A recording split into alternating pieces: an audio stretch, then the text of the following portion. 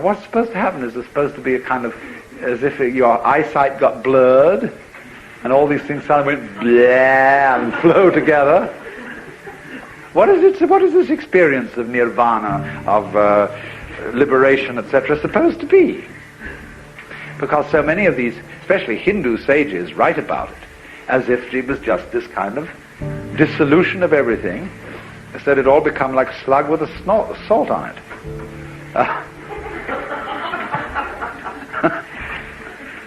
Well, it took me a long time.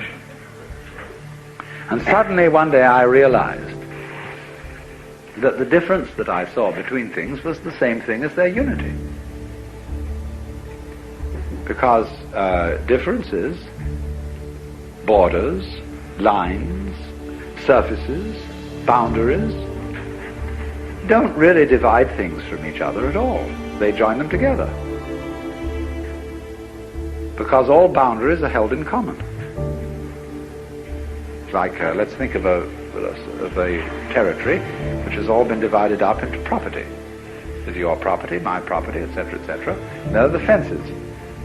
But we hold if I live next to you, your fence is my fence. We hold the boundary in common. We may make up silly arrangements as to who is responsible for the maintenance of this fence. But nevertheless, we hold our boundaries in common. And we wouldn't know what my plot of land was, or where it was, unless we knew the definition of your plot of land and your plot of land that is adjoining. So boundaries are held in common. And I could see then that my sense of being me was exactly the same thing as my sensation of being one with the whole cosmos. I didn't need to get some other weird, sort of different, odd kind of experience to feel in total connection with everything. Once you get the clue, you see that the sense of unity is inseparable from the sense of difference. You wouldn't know yourself, or what you meant by self, unless at the same time you had the feeling of something other. Now, the secret is that other eventually turns out to be you.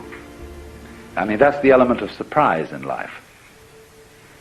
When suddenly you find the thing most alien, we say, now what is most alien to us? Go out at night and look at the stars and realize that they are millions and millions and billions of miles away. Vast conflagrations out in space. And you can lie back and look at that and say, well, surely I hardly matter. I'm just a tiny, tiny little peekaboo on this weird spot of dust called Earth, and all that going on out there. Billions of years before I was born, billions of years after I will die. Nothing seems stranger to you than that. More different from you. But there comes a point, if you watch long enough, when you will say, why, that's me. It's the other. That is the condition of your being yourself.